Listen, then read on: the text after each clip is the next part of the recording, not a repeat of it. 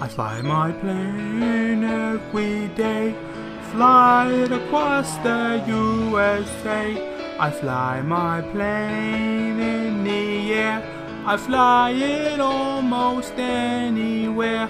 I fly my plane all day long, fly it as I sing this song. I soar across the big blue sky, without my plane I'd surely die. I fly it across this big land, with my friends hand in hand. I soar just like the mighty crane. I love flying my plane, flying in my plane, flying in my plane, flying my plane. Whoa, whoa, whoa, whoa, whoa, whoa, whoa, whoa, whoa, wings! Welcome to the Wingsman. I am Franklin, and with me is my co-host Scotland. Ooh. Ew. Oh God. This is a show where we watch the show Wings. We are on the first season, and we are going to watch episode 2 today. The title of episode 2 is Around the World in 80 Years. So that's a play on the who wrote that? Around the World in 80 Days. That was a famous thing. It wasn't Orson Welles, was it? It might have been. Let's just say it is. Jules Verne. Is it? Was Yeah, it Jules Verne? Sure. Yeah. I could say anything right now, and you'd agree, wouldn't you? Yeah, I think so. I was going with Orson Welles. I think let's do a collaboration. It was Orson Welles and Jules Verne. Brought to you by Sprite.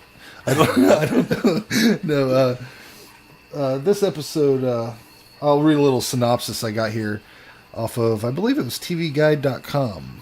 Evidently they're a resource you can use. I didn't know that TV Guide was still a thing that happened, but they have a website and it chronicles television. I remember when it switched from the book, the small book, to the magazine. Yeah, That's when it died. Magazine. That's when it died. Titan TV is the new one. Titan TV. That's where I go for your if I want to TV look information. At my TV antenna, because you plug in your local listening area. Do you subscribe to that magazine? No, it's not a magazine. Oh, I don't think anybody like sends those out anymore. No, you go online. Really? And here's a weird one. It has basically the same TV guide. This is totally off topic, not about TV or anything. But do you just ever receive copies of Men's Health magazine randomly? Yeah, I've been getting them a lot lately. What the fuck? A lot Men's lately. Health? Hello. I just want to address this. Men's Health, if you send me a magazine, it's going directly in the trash. I'm not going to read about how to get fucking toned abs. I did get a couple little condensed Rolling Stones. Oh, yeah? That I kept. Nice. Not bad. But it was Men's Health, and then I think there was a car one in there. Really? Yeah. So this What must happens? be a thing. What happens where you just start getting Men's Health? They're trying to save the magazine industry. I don't understand. If you're not going to buy them, we're just going to fucking send you Men's them. Health is like $9.99 or something, right? Like, anyways, this is a Wings podcast. I'm going to read the synopsis of this episode. This season 1, episode 2, Around the World in 80 Years. When Helen has another audition and is not chosen, Brian points out that she dresses too conservatively and that she should consider sexing it up a little. Meanwhile, Faye is attracted to a man who has been traveling around the world and is on the last leg of his journey. When Faye asks him why he doesn't complete it, he claims that if he does, he will die. So we don't even need to do an episode now. That's the whole fucking deal. That's the basis of it. I want to go over the guest stars because I'm going to start doing this. I'm going to, see the feature, go to IMDb, see who the featured actors are that still have a fucking picture by their name. Yeah. Because that's how you know you really made it, is if you have a picture by your name on IMDb. Yeah, you exist to them. I get it. The first character is Howard Banks, the elderly gentleman who's traveling around the world. He is played by Richard Erdman, who most people may know him from his role on Community. Do you watch Community? Have you ever watched it? You know Leonard on Community, the old dude, the old bald dude? Yeah. That's him. He looks a lot different in this show. Yeah. A lot different. Genius. And the other guest star, in one of his probably first roles, is character actor Sam Pancake. Have you ever heard of Sam Pancake? No. He was in Legally Blonde 2. He's known for roles in Arrested Development and a movie called The Hungover Games, which is, I guess, one of those shitty parody movies based on The Hunger Games. Anyways, we should probably go ahead and let you guys know you can listen to this as a weird-ass fucking commentary track with coinciding with Hulu. I'm hoping it works. Not an ass-fucking one. Yeah. Like, he was supposed to be a pause in between those two words. Even though maybe Wings, a dash, Wings is making, butt references. A lot. I think, every episode I've watched has had something in it. But, keep an ear out for that anal sex reference. But I want to give you the cue. Scott's going to go ahead and hit the play button now. And you can do the same thing. He's going to hit it, and we are going. All right, so... I hope you have the volume down. You should have the volume down. Yeah. Turn the volume down on the... Not you. Well, I guess you at home, too. Turn the volume down. You don't want to have all this shit happen. Which is... The first thing you'll probably get is a dog food commercial. Because Oh, no. We're going to start... Actually, the best way to watch this is watch it. This is the end of the episode. In its entirety. Oh, my God. And then... Hold on. Hey, stop your streaming service. It goes back really fast, so don't worry. We're gonna restart this episode from the get go. Which, like I said, I'm assuming it's some sort of who is the sponsor usually? It's like fucking Pedigree or some shit. What is it? Milkbone. It's usually Milkbone. Have you noticed how many Milkbone ads are going on? And they're not just like telling you that they have dog treats that you can give your dog. They're like really. All right, it's queued up now. Wanting We're you going to be into the emotionally beginning invested. commercials now. Yeah. Well, this is their other sponsor, Sprint. Sprint is all over this shit. Milk camera. Oh yeah, dude. Have you ever seen those videos? They're pretty rad. I've been checking them out. That's too much. It's almost too much. Yeah. Okay, now we're going to the opening credits. Opening credits. Beautiful. All this beautiful scenery around Nantucket. We will hopefully have you guys a song. A song. We're going to try to write one that's describes the show. Describes Not just the like show. a guy going, Are we gonna wings, we got wings. Did you hear? Did you listen to the first episode? Yeah. Do you like the theme that we have already? Yeah, where did that come from? I found it on the internet. Yeah, see, it's not good. It's not good enough. No. It needs to, like you said, with the never-ending stories you have. Yeah, more descriptive lyrics. Yeah. But there's no lyrics to the Wings theme. Are we using the music from the Wings theme, or are we going to write our own with musical accompaniment? Depending on what the licensing is, I suppose we. I don't know. Could do I think a it's little. kind of. We could do a little like, ditty on the keyboard or something that sounds kind of similar.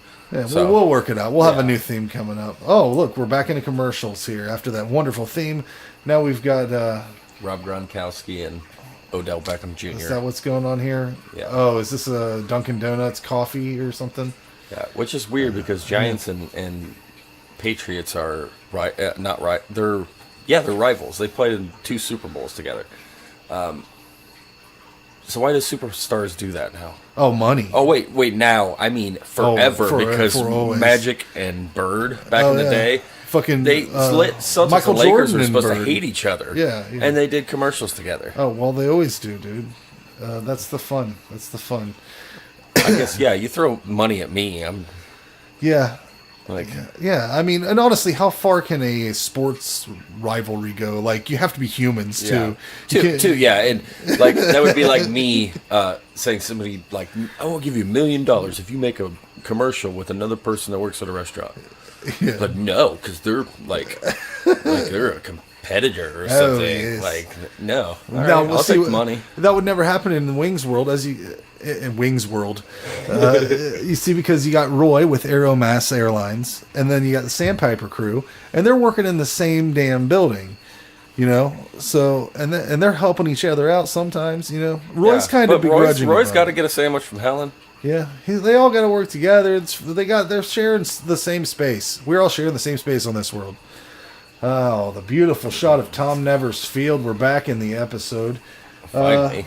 You got Brian complaining about Joe being resistant to change, but basically Brian wants to restructure the furniture setup, at Joe's apartment based around trash can basketball. Mm-hmm.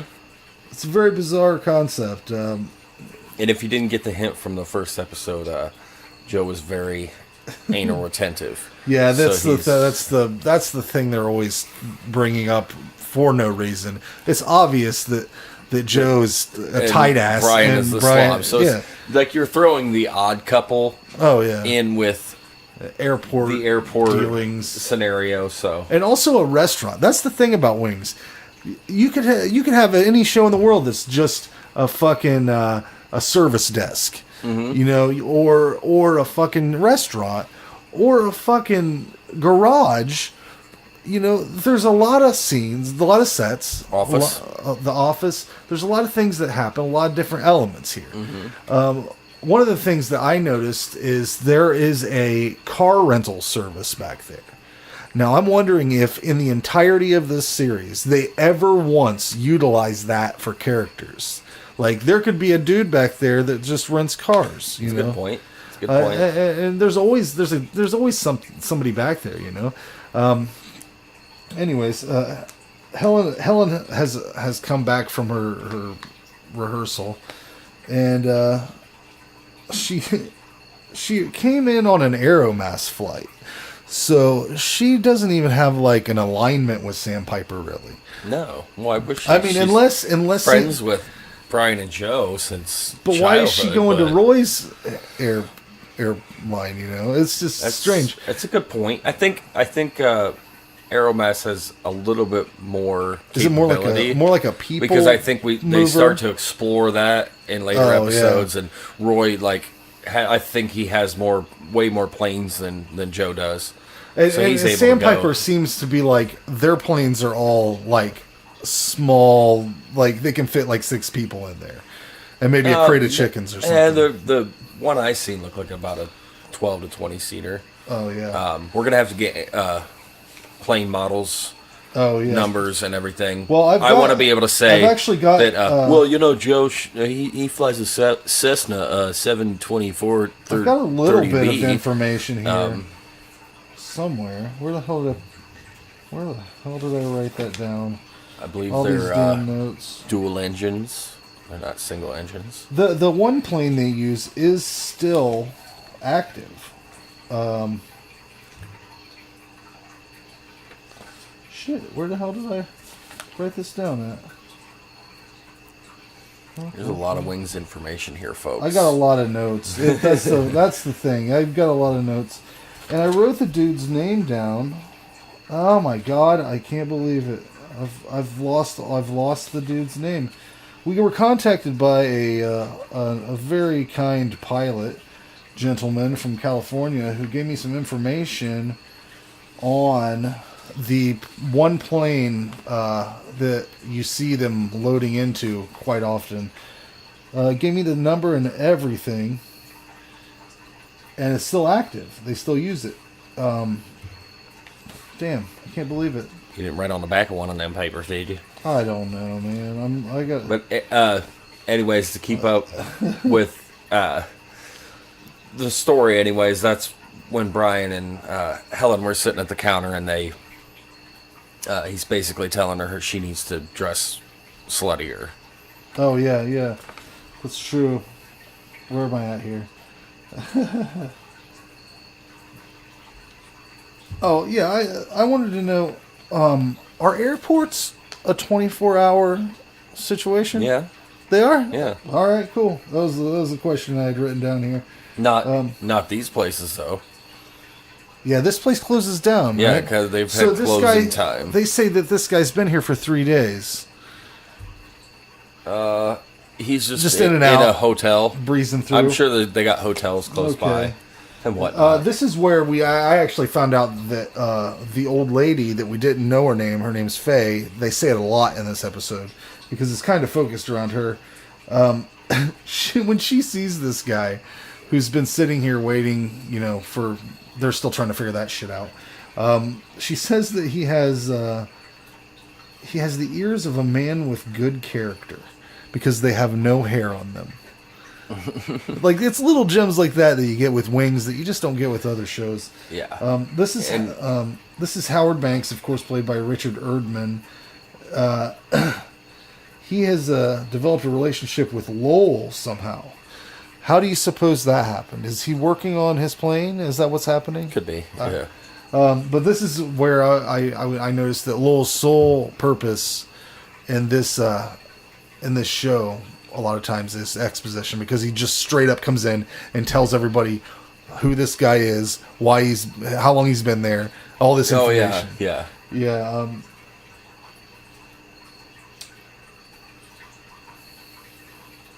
Yeah, and it's weird that, like, you can tell she's attracted to him. Her husband passed away several years ago, and I don't think she's done much dating, so... Yeah, that plane that they just showed there was the plane that I was trying to find the model for. God damn it. I don't know if I typed it or if I wrote it out. I'm going to get this fucking name, dude. I got to get it. Here, you give me one of the papers, I'll look at it. Maybe, You know what? I think I might have just fucking deleted that file. I don't know. Oh, God. I know his last name was Pilgrim. Mr. Pilgrim, thank you for all your information about the show. Hopefully we'll get you on the phone sometime to talk about your experience with Wings and how it inspired you to become a pilot yourself. I believe he works with the Navy. I'm not sure. But thank you for your service, and thank you for listening. I think you just took my notes. Nope, I got that one. I got this show. Okay, fuck. We're off course here. Definitely nothing on there. Yeah, so it's still, we're rolling with the Helen. Yeah. She's waiting on her playing dress. The cello story, and obviously Joe's telling her it doesn't matter what you dress like that you're playing. And he still doesn't know that she has went with Brian's bad advice at this point. So, who knows? I believe she does. She's just waiting on... She told him, like, she's waiting on her dress. She's waiting on her dress, but he doesn't know quite yet. He finds out when it comes. When Sam Pancake brings it. Oh, that's Sam Pancake? That's Sam Pancake. We find out in a little bit here that Lowell is a Karamandu master, which Karamandu is Indian face reading. And I love Lowell. Yeah. I don't know if he's my favorite character because Helen generates the most laughs for me because she's so spastic, and in a later episode she gets drunk, and that's just fun. Mm-hmm. But what is it? Oh, he's taking her for her callback, right? That's what's going on. Brian is supposed to take her to wherever the fuck it is. Where is it he's supposed to take her to? I think it was Boston, wasn't Boston. Everything's always Boston. The thing that I think's funny is no one points out to her how fucking selfish and self-centered holding a plane of people up for you to wait on your dress alterations is. They kind of brush it off completely, which I would have to say something. I'd be like, Helen, we are running a business here. You're also running a business, and I don't believe you even have anybody covering the counter or watching the fucking cash register, right? You know? But there's Sam Pancake bringing the dress. Oh, what happens when you got an audition? I guess the place is closed.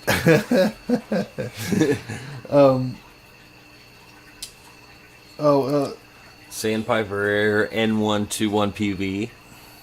Yeah. They're rolling through the airport.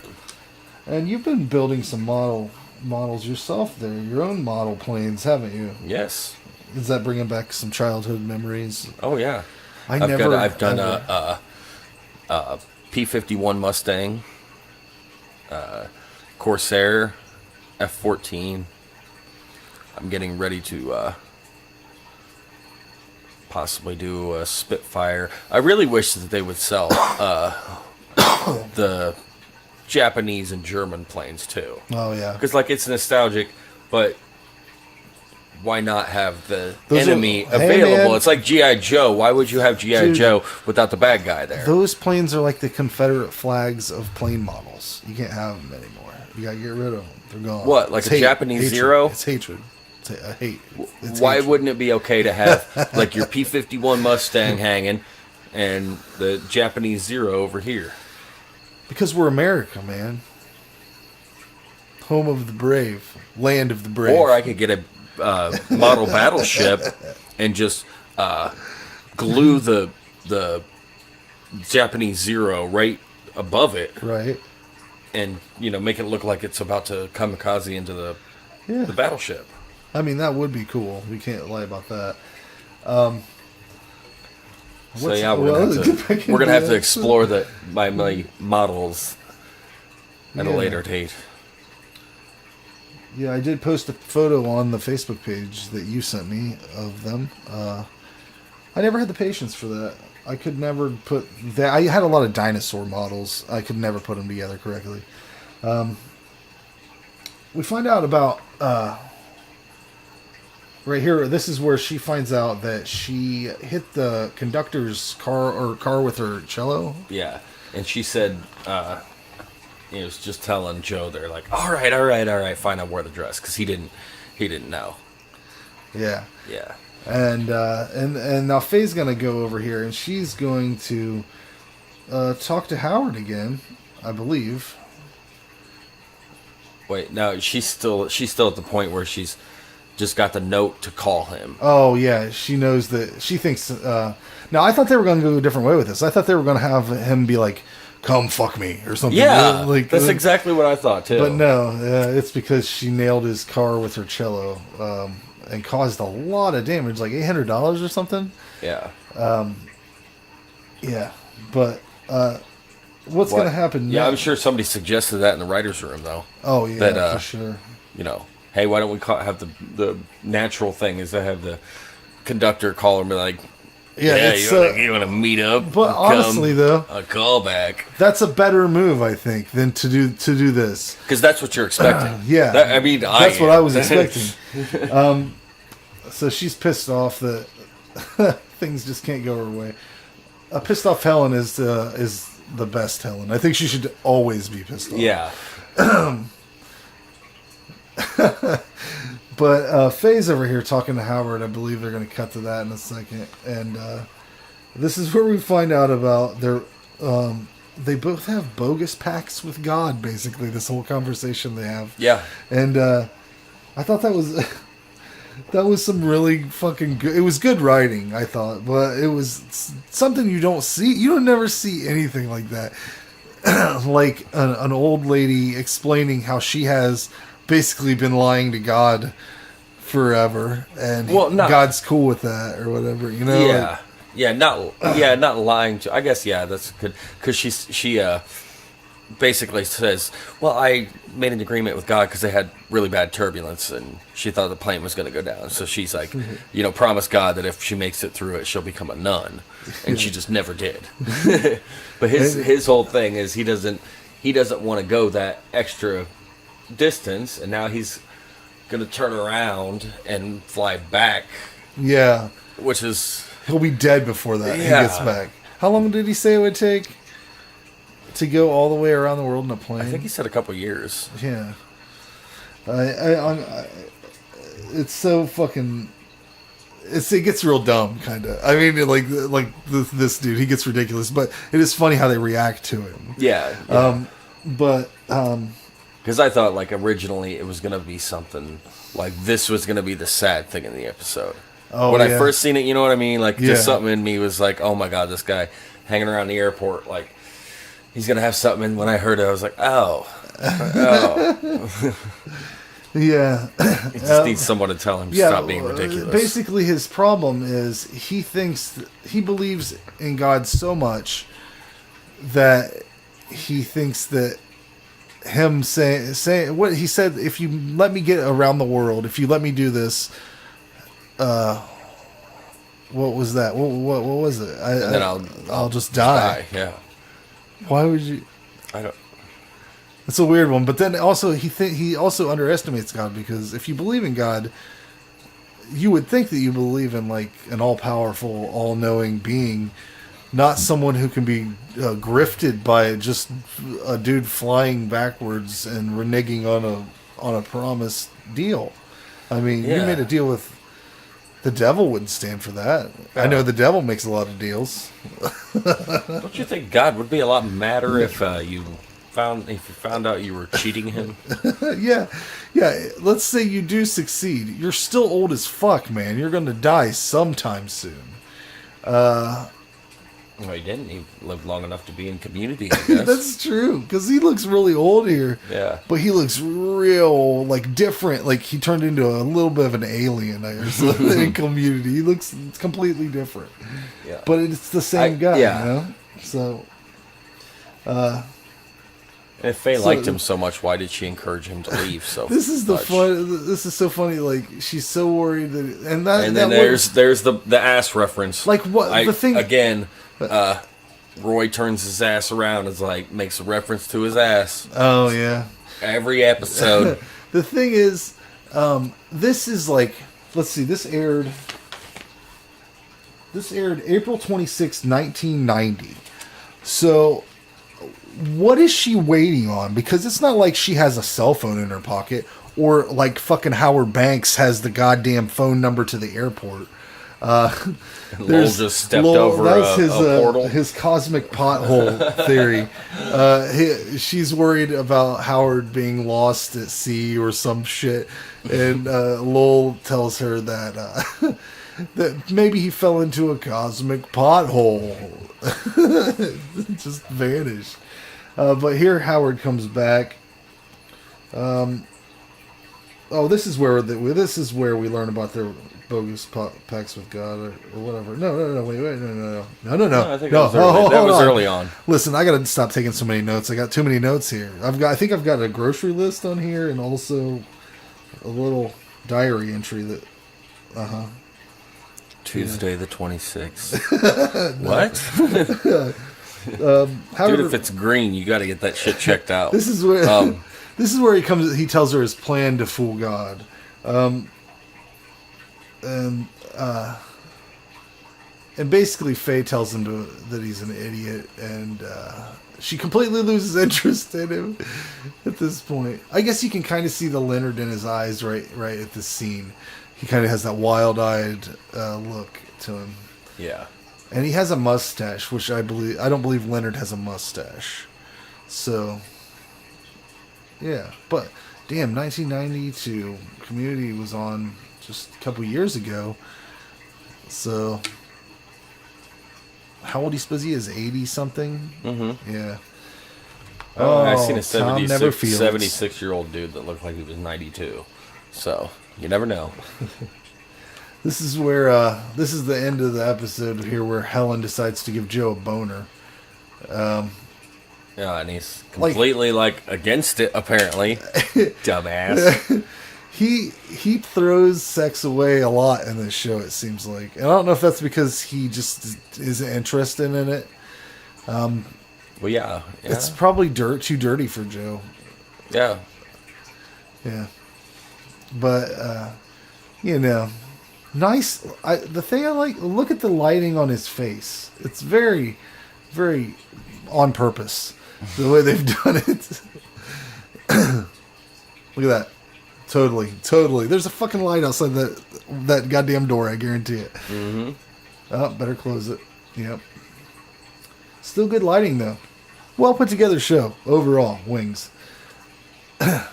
Now, I don't know necessarily why Helen owns a long red coat like that, because it specifically seems like something that either Carmen Sandiego would wear. Oh, yeah. Or a flasher. Yeah. Not a... Well, I mean, she is the latter. A little bit. Yeah, a little she's the bit. latter. This is actually, for CBS 1990, this outfit she's about to unveil was a little bit more risque than I thought they would go with. Mm-hmm. And especially for Crystal Bernard, which is her name, I believe. We were all over the map with it last time. I forget what we called her. But Bernhard. I believe she's a contemporary Christian country music singer these days. Oh, wow. So It's a little bit risque, too risque, a little more risque than I thought she would go. And with you can kind of tell that she didn't used to be a whale. Yeah, because if she did, there'd be extra. There would be different things there. happening. It would be different looking.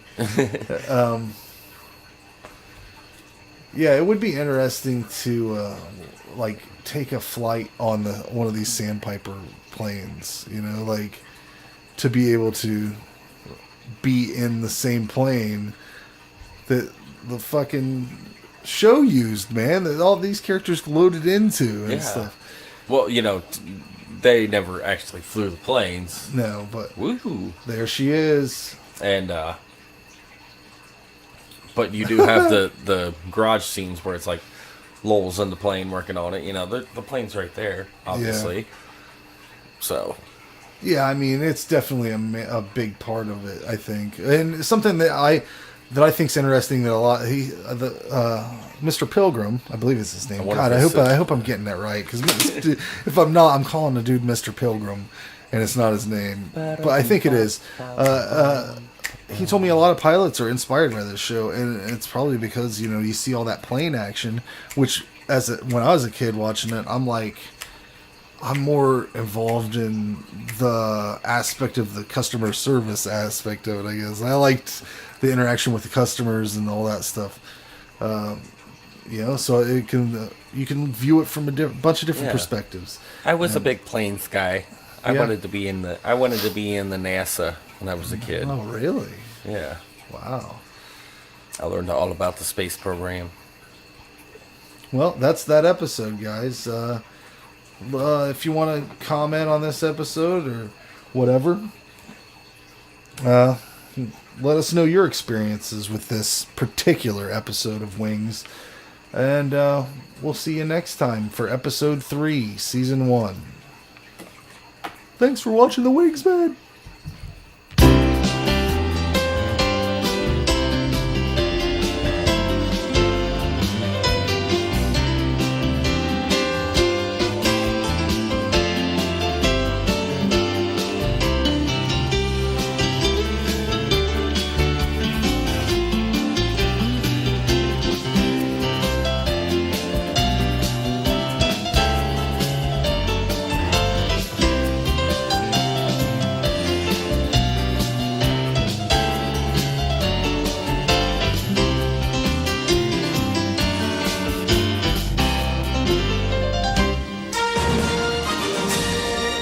No, you stupid motherfuckers. This is a ZTO TV podcast.